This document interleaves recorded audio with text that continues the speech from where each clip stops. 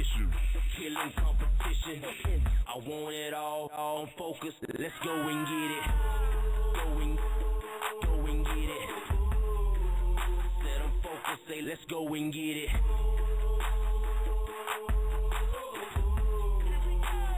Killing competition. I'm all about it. Spin that bread and make it back.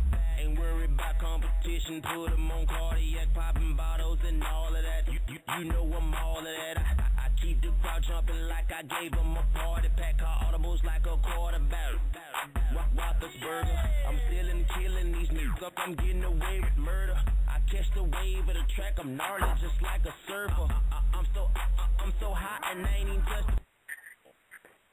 All right, it's Tuesday night, so that means it's time for the Jeff Mayweather Radio Show. My name is Alex Iserman, and joined by the man himself, Jeff Mayweather. Jeff, how are you doing tonight, sir? I'm pretty so. Not too bad. Ready to make that trip out to Oklahoma and check out some MMA fighting with Chemo on Thursday night with Bellator? Yeah, definitely. We're looking forward to that, but tonight we're going to talk a little bit about boxing, of course, and we're going to be joined the second half of the hour by ring card girl extraordinaire Ashley Ferreira. She'll be joining us, but right now we're going to be joined by a guy that's got quite a big match coming up here in a couple of weeks. Right now his record stands at 25-1. Fernando Guerrero. Fernando, welcome to the show. You're on the Jeff Mayweather Radio Show with myself and Jeff. Hey, how you doing? Thank you for having me. Yeah, thanks for joining. Go ahead, Jeff.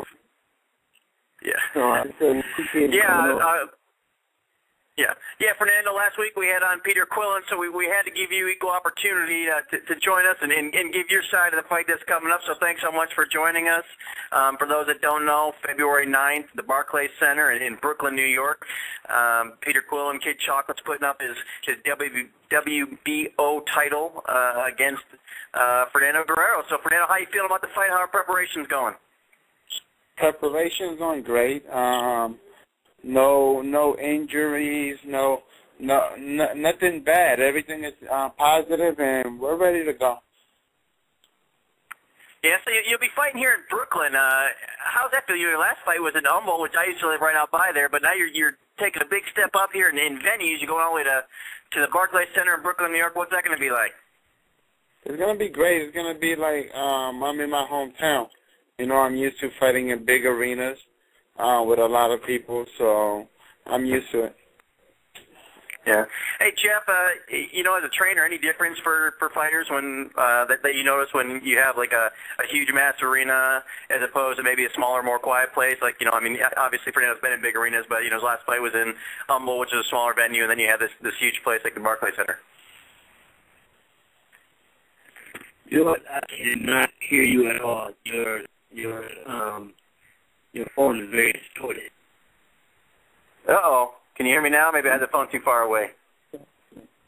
No. Is that better, Jeff? What's that?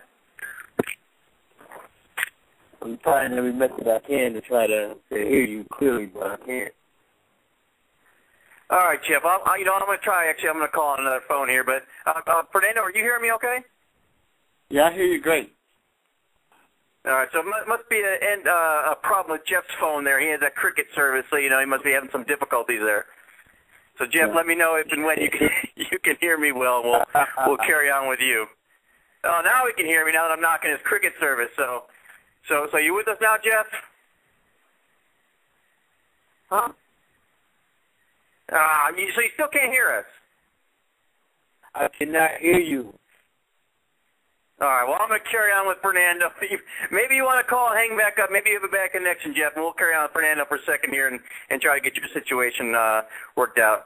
While we're doing that, Fernando, just, you know, your thoughts on Peter Quillin, you know, tough guy. You know, you got a shot at title here. You know, I know you weren't too familiar with him when you got named as opponent, but as of right now, what do you know about him? Well, you know, tough guy, nice guy. We're just ready to fight, you know. It's a business. He has his world title championship, and you know, he wants it, and I mean he has it, and I just want it, you know. But other than that, He's a real cool guy. A good story and everything, and we're just trying to give a good fight for the crowd, you know. Right. Now, you know, you obviously, you guys have both lived in the United States for most of your life, but you have the Dominican roots and he has the Cuban roots.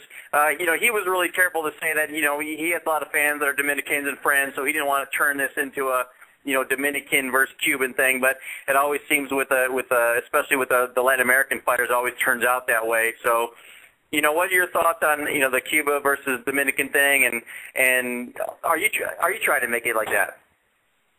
No, I'm not trying to make it like that. It's just that, you know, when I do fight, I fight for my Dominican people. I fight for whoever, you know, whoever who has a dream, whoever is trying to make something of themselves. That's what I fight for. You know, I got a lot of American fans. I got a lot of Mexicans. I got everybody. So, but I'm just Dominican, and you know, it just happens to be the place that I'm from, and which I adore. But other than that, no. It's like, you know, like I said, it's just how the business works. Right. Now, I guess Peter said it was a big thing to you because it was his understanding there's never been a Dominican middleweight champion. So is that something that's really important to you to be the first one to do that? Yes. You know, ever since I was young, the only person that I could ever admire and look up to was Sammy Sosa. And Sammy Sosa is a baseball player. You know, so now, you know, I just know that it's bigger than just boxing. You know, I know that if I do this fight and once when I win this fight, Dominican Republic is gonna come out and it's gonna better. It's just like, remember how nobody even knew anything or cared about the Philippines until Manny Pacquiao came out, and now their whole country is way better now because of Manny Pacquiao. So it's not about just boxing. It's more about bettering a country. Because once when I win this title, I know that I have the attribute and I have the knowledge to better my country better. You know, better my hometown in Salisbury, Maryland. Better my whole country. And just make somebody else a champion, not just from boxing, but from anything else. You know, it's just possible once when they see a champion. You know. All right. You mentioned Sammy Sosa there. How was it? You know, when he had his downfall there, how do the people perceive him at this point? Well, you know, in every sport you have your ups and downs, you know. But I still look up to him. You know, he's Dominican and he I mean, you know, you got to think about the things that he did. You know, the hospitals that he did, the publicity, and he made a little kid believe, like me. You know, I know that there were way more better baseball players just because of Sammy Sosa. So, and like I said, I'm not even a baseball player, but I knew that I could do something just from him. So positivity follows positivity, you know. All right. So now going into this fight with Peter, you know, other than he's, you know, the fact that he's a tough guy, you know, what do you know about him as far as, you know, his strengths and weaknesses and what you think that you can exploit? Well, I think, you know, it's like I was telling my sparring partners today, and I was telling my coach today, a lot of people think that they have it until they get in the ring, you know? And I really want to know, and I really want to see what I'm made of. You know, a lot of times, a lot of people, they get in there like, yeah, I know I could do that, you know? But you never know until you're in that ring, you know? So I really want to prove to the whole world, but most honestly, I want to prove to myself that I'm champion material, you know? And I I've been doing this my whole life. You know, I had 140 amateur fights. I lost some. I won a lot, and the ones that I lost were the most ones that I just knew that I always grew. You know, and this is the place that I'm in now. You know, I'm never gonna give up because, like I said, it's not just about boxing. It's once when I win this, it's gonna open the doors for me to do a lot of stuff. So if I don't give it my all, then I'm being selfish to everybody else. Okay. I think, Jeff, we just got you back in here. How's your reception now? Can you hear a little better? It's great. It's great. All right, so now we got you back. All right, good. Glad we got that sorted out. Because anyway, he was just talking about what he knows about Peter and the strengths and challenges that he has, or the advantages he has over Peter. Jeff, your thoughts on this fight? How you see it playing out as far as let's say from Fernando's standpoint, what he needs to take advantage of to win the fight. I mean, both guys are very, very, very talented fighters. I've seen Guerrero fight maybe only on 3 occasions, and even though Peter's from my hometown, I haven't really seen him fight. I only seen him fight twice, and so to be honest, with that little knowledge about either one of them, I don't really know what strategy will work for either one because I'm not really that familiar with either one of them enough to say, I think that it should play out this way or this person should do that. Because I just don't have enough visual information to come up with a game plan to say that that Fernando should do this or he should do that. I mean, I just don't have enough information. Right. Now, you might not know him specifically, his particular fighting, but the one thing you I can't speak tonight. The one thing you do know about is his trainer, Virgil Hunter, Jeff. Thoughts on him? I think Virgil, of course, right now, I mean, he's a very, very hard trainer. But most importantly, even as a trainer, I think Virgil's he's a great human being. Very, very nice guy, very likable, and I'm glad to see that he's having his, his time has his shine going on right now, and having a lot of success. I mean, so, I like Virgil a lot. Yeah, and Fernando, you switched not too long ago over to Virgil. How'd that transition go, and what's he meant to your overall game? Well, it's like he contacted me, and we were always talking. It's a small world, so in boxing, everybody, and then just the energy and the way that he was talking to me he made a lot of sense. I'm the type of fighter that I question a lot, and he's the type of coach that he likes when boxers question, because then they truly know. So the positive energy, everything just fell in place being with him. And talking to him and all that stuff. So we made the arrangement, and like right now, all I want to do is just if I'm gonna go to war, I want to have the best army, the best attribute, just going in, because I know that I'm a good fighter, and not just once when I get in the ring, it won't just be me. It'll be the right instructions, but then at the end of the day, it's all about me, what I'm going to do. So I think it's a great team, and everything just felt real good, positive energy, and then we just started working, and everything else has been great. Right. Did you get to spend a lot of time with Brandon Gonzalez? He was with Jeff last year, and Jeff fired him and kicked him out there over there to Virgil. So what's it been like with him? Well, it's great. I'm just kidding. He didn't know. I'm just kidding. No, he didn't fire Brandon. That was a bad joke. But no, yeah. Have you spent much time with Brandon? Oh yeah, well yeah, of course. You know, we work together, great sparring, and you know, it's just everything is good. You know, with just the stable mates and everything, and it's just positive energy. So everything falls in place.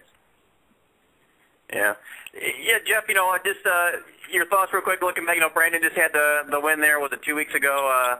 Just sidetrack it a little bit. Your thoughts on Brandon and how it's turned out for him so far with Virgil. I mean, Brandon's a solid fighter. You know, whether he was Virgil, whether he was anyone. But I thought that his performance wasn't up to the level where it should have been, because I thought he actually fought the wrong fight. I think he stayed inside with the guy too long. When he was outside, he was boxing the guy easy, but he stayed inside and was getting caught with, you know, with uppercuts, and he really got hurt bad at the end of the fight. But you know, but the most important thing is that he won, so you know he can move on and go to the next fight and perform better. All forgiven. All right.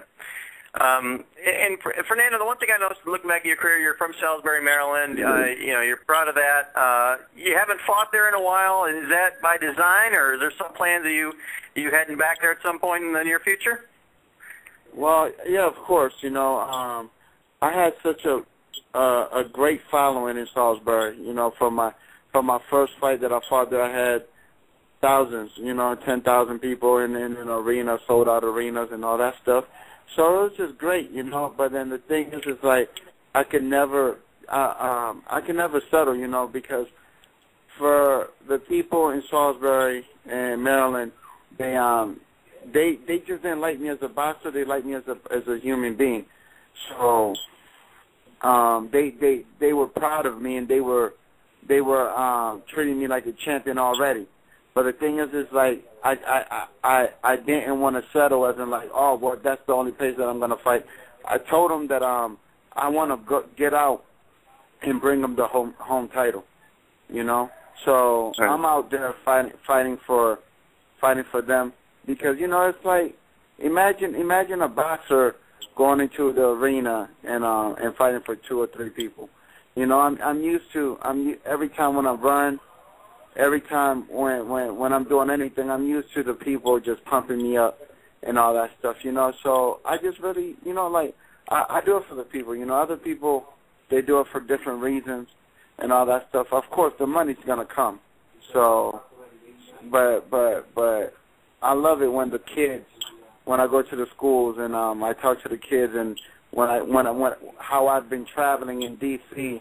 and in L.A., and now I got my Hispanics there and everybody, and then just like Jeff, he doesn't know much about me right now, but I love it, you know, because now as soon as he sees me fighting, then he's gonna have more to say, like, okay, this is what Fernando's gonna do, and that's what a lot of people don't like, but I love that. You know why? Because now it's one more person that knows a little bit more about me. All right. See now, Jeff, I don't like this fight at all, and I'll tell you why. You know, when you have these fights like they're trying, you know, when they're trying to get Pacquiao and Floyd or whatever, there's always, you know, you always fell on one side of the fence. You know, you loved one guy or you hated the other. You know, here it sounds like we just have 2 absolute nice guys, and it's really hard to root for either one of them to lose because, you know, what do you think, Jeff? Seems like both of them are just class guys, talking to both of them. Oh yeah, I mean they both sound like they're class acts, and you know, and basically, I mean that's, you know, that's part of the sport as well, you know. But at the end of the day, you still will have your own established fan base.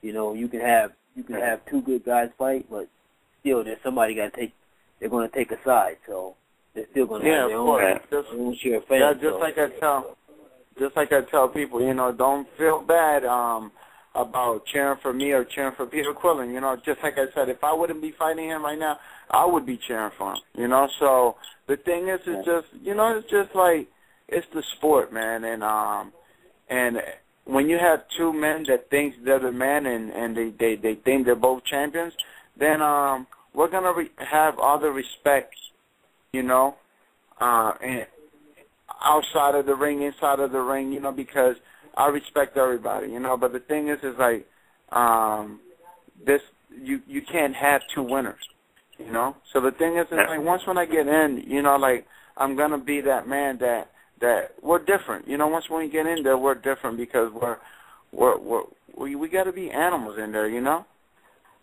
All right. Well, let me ask you this. I mean, is there any pressure on you? Like I said, it seems like you guys are both nice guys. Neither one of you trash talking the other. Ever any pressure to kind of, you know, even if it's fake, to dirty it up a little bit to try to sell some tickets? I can't do it. You know what I mean? They try to make me do it before, and it just doesn't work. You know? They try to make me mug at a person or do this or do that. I can't do it. You know what I mean? It's not me. I let my two fists do the talking. It's like a lot of times, you know, I tell them like I'm like a playful pit bull, you know. The pit bull, when they get a smaller dog, they tear them up, but all they're doing is playing with them, you know. So that's how I am, you know. I came from Dominican Republic from Dominican Republic at a young age, you know, coming to America. And then I had a lot of people around me that helped me, welfare and all that other stuff. So I never really had any problems in the streets because I didn't even know what it was. Never really been homeless or anything. So I had a good life, even though it was poor at a lot of times, even when I was in Dominican Republic and all that stuff. You know, a lot of people grew up with Mercedes and Benz and all that stuff. Well, I grew up with and I was okay with it. Now the things that I could provide for myself is because I could afford it now. But the things that I didn't have back then, I didn't need them. You know, and I'm the person that I am now, and I can't be fake. I'm not gonna look at him and see if he's ready or I'm ready. Nah. I'm gonna be me, and we'll know who's ready. And we'll really know what we have when we step in the ring.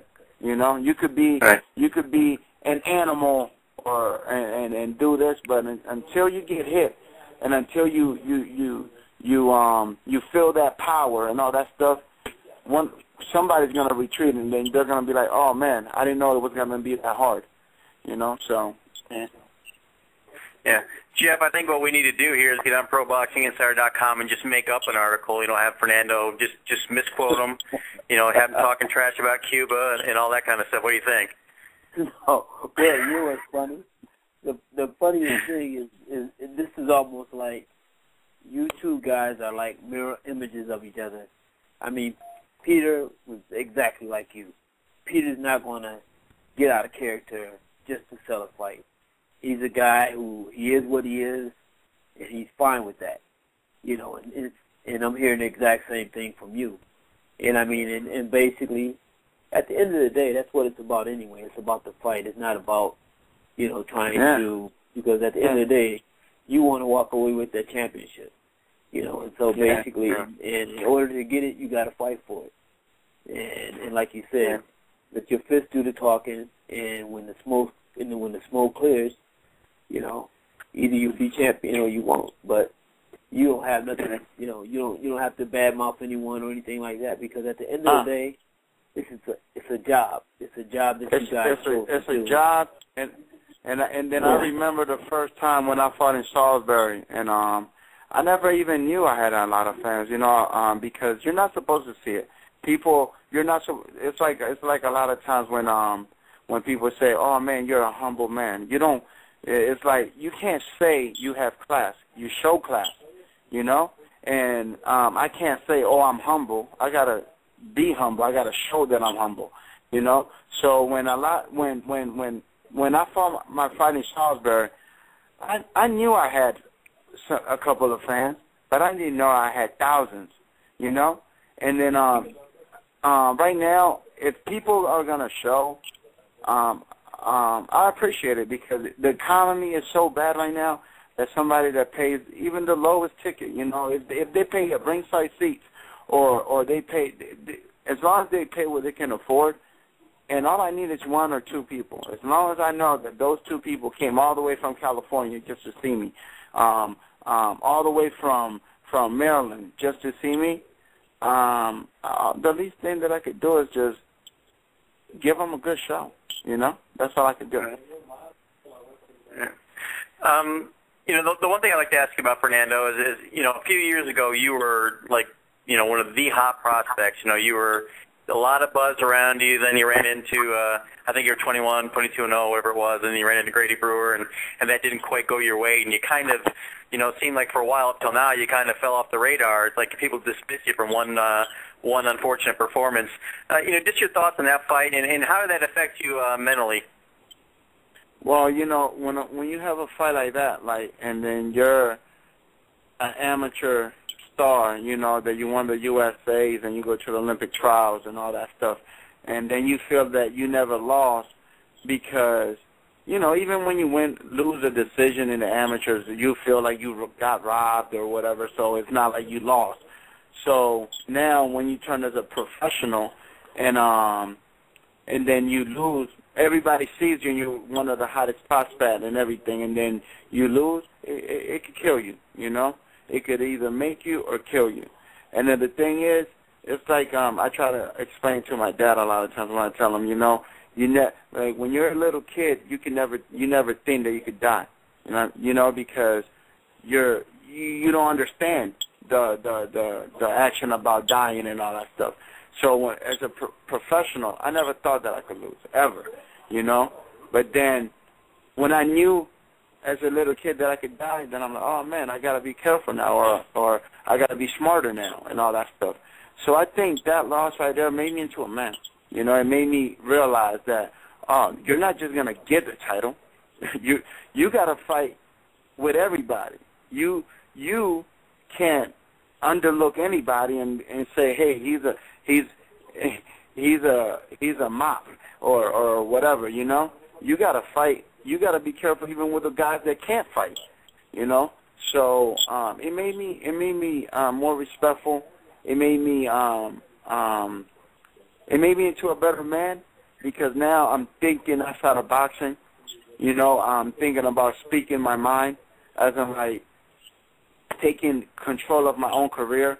I haven't been when I was fighting. If you see my record and everything, I've been fighting in 160 my whole fight, and if you go even back, I was fighting in 165 since I was like 16, 17 years old, And the thing is I'm not the biggest middleweight, but I've always been middleweight, I've always been a 165-pounder, 160. So dropping that weight, made a little difference on me, and I should have spoke up on it, but I didn't because the type of person that I am, I was a yes sir, So now I'm becoming a yes sir to only Fernando Guerrero, and that attribute puts into my boxing too, So now it's being smarter. Yes, I've never fought anybody that is stronger or faster than me, but now it's not about the speed or power. It's about when you use the speed and power. So it's just things like that it just makes you grow up. A lot of people, they put you down because you lost one fight or two, but the thing is, it's like my last name is Guerrero. My last name is Warrior, and like I said, I don't like to say it. I would like to show it. So even if I go out, I would like to go out as a warrior. So me and Peter Quillin, it's an honor for me to have a war. It would be an honor for me to just go out and give it all I got. Because those are the classic fights that I want. It's just those moments that you want because now it's real. Like I said before, I want to see what I'm made of. I don't want to say what I'm made of. I want to really see. And when I win this fight, I still want to see. I want to fight those fights that I'm like, that I could feel good about myself. Now, Jeff, when you have a fighter like Fernando's got all the talent in the world and he suffers a loss like that, I'm not talking about someone at the end of the career, but someone like Fernando who's in the prime and is on the way up. How do you handle a fighter coming off a loss like that, get him motivated and get him set back on the right track to do better in the future? Well, I mean, basically, you gotta, take a step back for a little bit, and put him in with weaker opposition to mentally get his mind back on the winning track, and also and to build his confidence.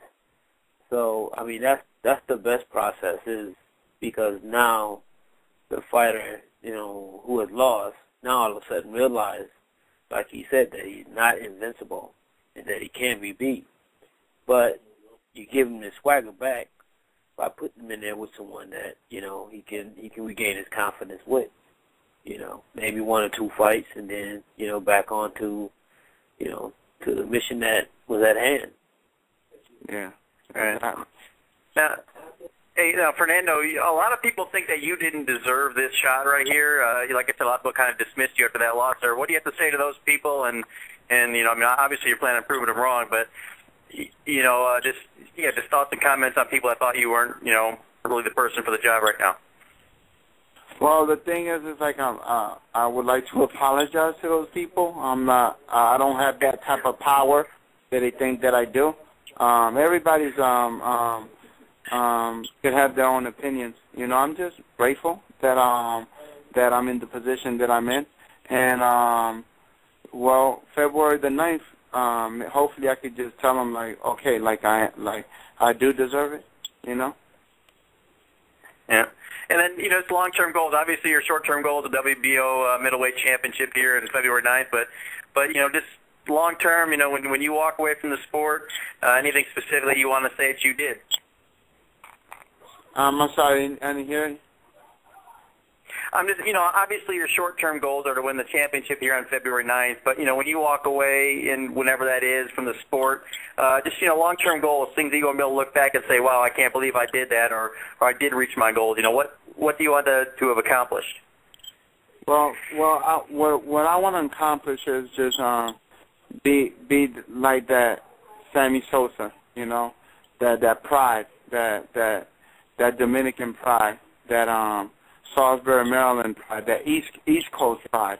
A lot of people don't understand, but when you become worldwide, like I fought a lot on Maryland, but it's all the East Coast, West Coast.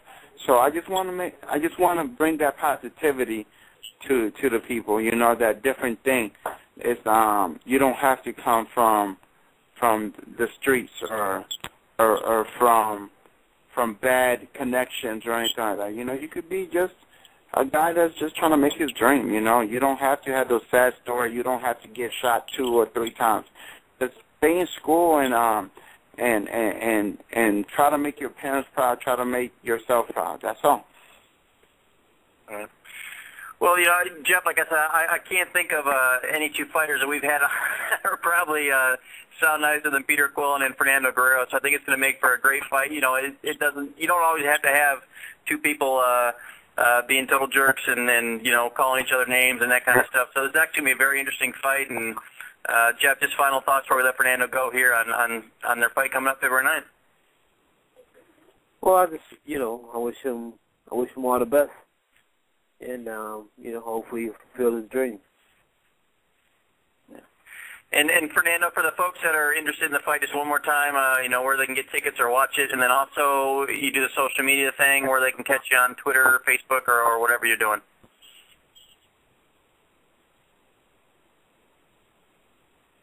Fernando? Maybe we lost him. He's online. Oh, no, we just lost Fernando. So let me see. I'll try to get him back here real quick here. We'll get him right back there. Just like 1 second for that. So Jeff, just while I'm doing that, while I'm getting Peter back on there, just tell us about Oklahoma and this fight coming up. Well, I mean, to be honest, I don't know who the guy Mo's fighting, but Coleslaw. Huh? Coleslaw. That's what Mo calls him. Oh, coleslaw. That's right. That's what he did say. But I haven't had a chance to see no footage on him. Don't know anything about him, so I'm just prepared. All right, hold on, Jeff. We got Fernando. Jeff, I just wanted to. Fernando, you back with us? Yes, yes. I just wanted to give you a proper send-off there, so I don't know if you heard me or not, but just for the folks, one more time where they can catch you, this fight on TV or get tickets, and also if you do the social media thing, where they can catch you on Twitter and Facebook and that kind of thing. Okay, yeah, well, you can find me on Facebook, Fernando El Guerrero, Fernando El Guerrero, and then you can find me on Instagram, FG De La Cruz, and then you can find me on Twitter for Fernando Guerrero, and it's just yeah. All right. Well, thanks so much for joining us. Class guy. We wish nothing but the best for you in the future. Would love to have you back on at some point. Anything else that you want to say before we let you go? Well, no, everybody's starting. Hopefully, they have a good year, and please catch the fight. All right, buddy. Appreciate it so much, and best of luck to you. Okay, thank you. All right.